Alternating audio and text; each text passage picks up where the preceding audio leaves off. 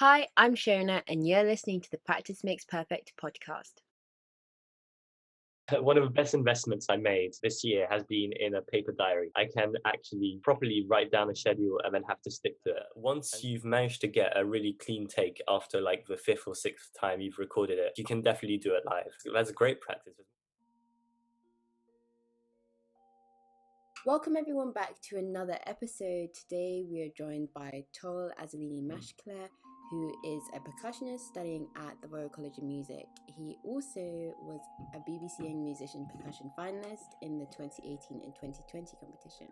Welcome, Toril. How are you doing? I'm doing great, Shona, and thanks for having me here as well. Thank you for coming. It's a pleasure to have you. So to start off, could you please tell us a little bit about yourself? Hi, my name's Toril, and I'm a percussionist. I'm now 19, and I'm in my first year of undergraduate studies at the Royal College of Music, which has been a very exciting time, but at the same time, very strange time, starting, in the middle of the pandemic, basically. I started playing when I was 13 years ago, which is quite a long time and quite a big part of my life as well. And during that time, I've kind of branched out in loads of different directions. So for a long time, I was part of NCO, but also I ended up going a lot more into solo and chamber percussion as well. So that's where me doing BBC Young Musician led to, and I've done a couple of other competitions. There's one cooking right now. I'm awaiting the results. Yeah, I mean, I'm just trying to do as many collaborations at the moment while keeping my head in water with being a student. Well, good luck with the competition that you're waiting for the results on. So, how did you get into music and why did you pick percussion? So every time I tell this story, it kind of changes a little bit. There were many different reasons why I went into percussion. First of all, when I was 5, which is quite surprising, I was a big fan of The Who, and particularly their drummer, Keith Moon, who was a complete lunatic, but also a great, great drummer, one of the greats. And that kind of made me want to pick up drums. And the thing is, at that point, I was about 6, and I was really small. But my parents opted for putting me on classical percussion instead. So I started off with a practice pad and a little glockenspiel, which I still use today. Then things got bigger and bigger. Basically, as what you play exceeds the range of your instrument, and you have to buy a bigger one, which is why I've got a 5-octave marimba now, which is about 2.5 meters long or something like that, graciously on loan from the Cherubim Music Trust. So it's a bit of a monster. It lives in my shed at the moment. But also, one of my parents' very close family friends was actually an amateur timpanist and gave me my first sticks, again, a very long time ago, which I don't really use anymore, but it definitely feels like a really symbolic thing, Do you play any other instruments? Well, there was a time when I did, and I got to grade 4 violin, actually, believe it or not. Right. It was bad though. I did it. I did a bit of trombone as well. I can kind of noodle on the piano more or less, but again, it's not very good. No, most of my time goes into percussion and also composing. That's what I do on the side. That's my second study at Royal College. So there's not really a ton of space for everything else. Already the percussion course is incredibly intense, but I managed to squeeze it in anyway. The thing is, saying that there's different instruments to play apart from percussion. Percussion has an infinite amount of instruments in itself. Yeah. So there's always a new one to learn if you're bored. Yeah, when I wrote the question down earlier, I was thinking there are quite a few instruments in percussion, but we'll ask it in case. So you said that you're at RCM. Why did you pick RCM? For those of you who don't know, RCM is the Royal College of Music. So I decided to go to RCM for many, many different reasons. First of all, I'd been at the student department for 6 years before applying. So I kind of knew the building so well, I didn't have to do a tour. Actually, I did have to do a tour because there's so many new things this year, and it's very easy to get lost. But it felt like I had been belonging to the RCM family for a while. However, senior and junior departments are completely different. There's not actually a ton of overlap. So I came here based on its own merits as well, which is that it's a department where you've got great tuition, great facilities as well. We have an entire penthouse to ourselves, essentially. And also the opportunities that we're given. Both of the main percussion professors are principal and sub-principal of the BBC Symphony Orchestra. And with percussion, particularly, to get booked, it happens often, not too often, but often enough that some ridiculous pieces are played, like Taranga Leader by Messiaen, which requires 10 plus 10 percussionists or something like that. And so, to actually get all of those players, you have to look in different places. So it's a good opportunity for alumni to get hired. And when I went to see that piece played by BBCS at the proms, I recognized quite a few familiar faces who were at college before I joined. And yeah, I mean, it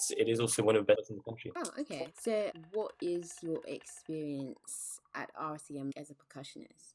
Yeah, I feel like it's been quite different compared to the other instruments because when you're a violinist or a flautist, you can practice in your room. We've been coming in every day pretty much to practice on the gear.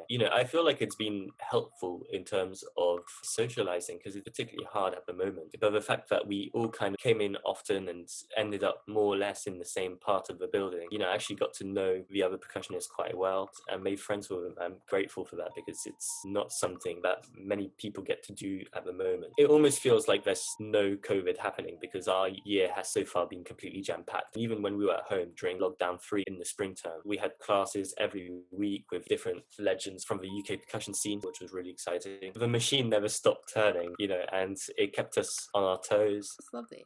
So, what are your future plans for percussion? I haven't really chosen yet. I'm not quite sure, and chances are I'll probably be more along the freelance option as it is for most of us, because basically the aim of the percussion course is to be as much of a well-rounded player by the time you leave as possible. So that's why we have quite a big breadth of things which we work on, including percussion, timpani, jazz vibraphone, Latin kits, and the solo marimba. Overall, you're going to be coming out into the world with quite a diverse set of skills. So that doesn't really make you have to go into a particular career, into like an orchestral career or strictly into solo. Usually you end up doing a bit of everything. For me, I've got particular liking for solo percussion. It's just what I enjoy doing the most. So hopefully I'll be able to do that, but it also depends on gig opportunities and how much is actually going on. Yeah, it's very interesting. Do you have any projects coming up? Yes, I do. Back in January, I got to play with the amazingly talented Eliza Haskins, who's a recorder player, and we played at LSO St. Luke's as part of the Baroque at the Edge festival, which was really great and opened a lot of doors as well. So we decided to work together again. So we're going to be playing at the Budley Sarterton Festival, which I hadn't heard of before, but it seems to be quite a big thing. I think Jez Gillum is also playing. Yeah, I mean, that's going to be really exciting as well. We're actually doing 2 concerts in one day for 2 slightly different organizations, but one of them is an hour, the other one's an hour 30. So it's going to be a bit of a marathon experience as well, considering we live quite far away from each other. There's quite a lot of logistics involved. Right. Wow. Well, good luck with that performance. So let's move on to practice. Do you have a routine? Do I have a routine? Well, it depends on what project I'm actually working on. So, for example, about 2 months ago, I had an online recital and I had to learn quite a few pieces in quite a short amount of time. Well, I'm quite good at crunch time. So, proceeding something important, I can kind of put all my hours in and work quite intensely, like a last minute sprint, basically. And so for that, I got really organized. I made it like a Google spreadsheet to track my progress. By the time I was supposed to get to a couple of days before recital, it was all supposed to be green. And it pretty much was. This year, I've tried to do a lot more work on technique. So usually I am going to start with a warm up. And of course, when I say warm up, you have to do it on all of the 6 different disciplines, I guess. So, warm up on snare drum, warm up on xylophone, do your scales and different ways to do scales as well, like like that. But mostly I do like to have a set amount of time, so maybe 1 hour on each, so that I can actually balance out the instrument.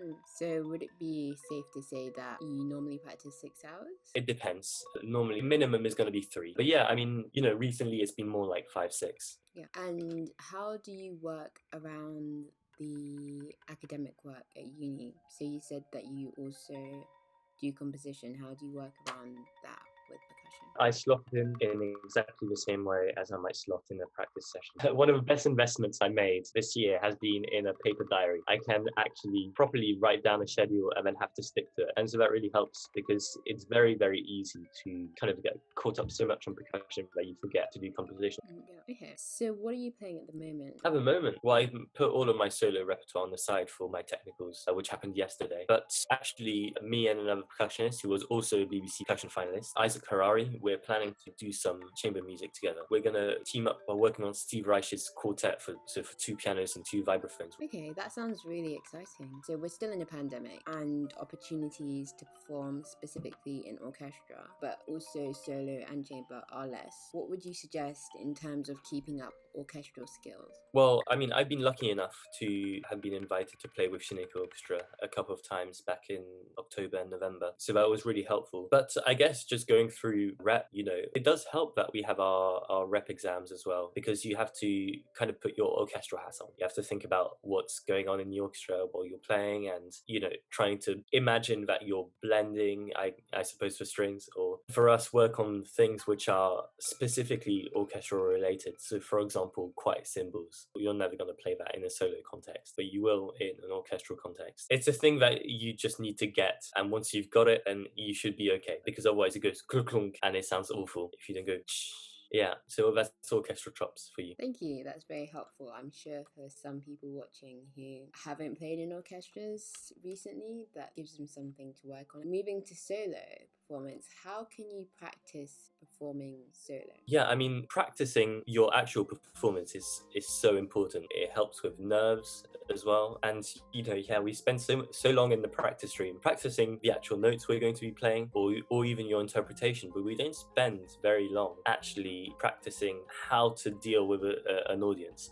So to do that, probably the best way is to do things online, do Zoom recitals, or play in front of your family members or your colleagues, other people who play the same instrument, because that's particularly difficult, when it's with your peers. And record yourself as well, because once you've managed to get a really clean take after like the 5th or 6th time you've recorded it, you can definitely do it live. And yeah, that's really, really helpful, because you still have to perform even in front of the camera, and suddenly you've done it 6 times in a row, and that's great practice. There's more practice than you would get in normal times. So definitely record yourself and try and post online. I feel like it's becoming in fashion anyway. It's absolutely worth it.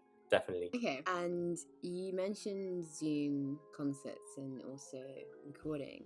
What's your advice on performing during the pandemic?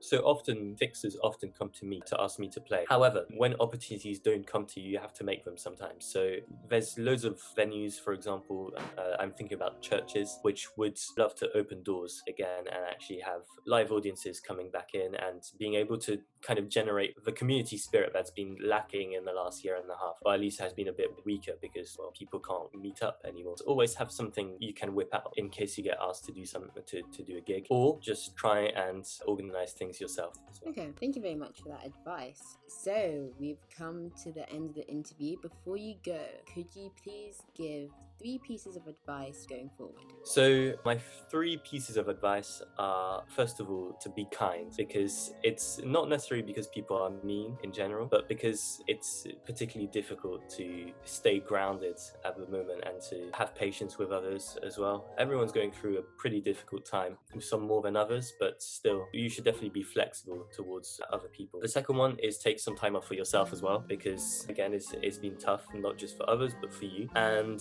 the last thing you want is to be burnt out, or even just to be unhappy. Yeah, take some time for self-care as well, and for actual time for yourself. And finally, grab as many opportunities as possible, as long as it's reasonable and it doesn't infringe on the other 2, but definitely kind of be hungry for those things, because they'll get you places. Thank you for those pieces of advice. They're very useful, and I hope someone out there uses them. I know I definitely will be using them. And I think the first one you said, be kind. It's so easy to overlook that and sort of just assume, well, yeah, of course, be kind. But it's definitely something which should be said, and people should consciously make an effort to be. Yeah. So, yeah, thank you very much for coming, Toril. It's been lovely talking to you, and I hope that this interview helps someone.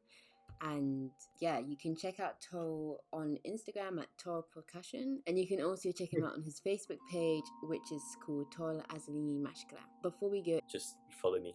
okay, well, yeah, you heard it. Follow him. And yeah, thank you very much for coming. Thank you everyone for watching. I'll see you next week with another interview, I guess. Thank you. Thank you. It's been a pleasure.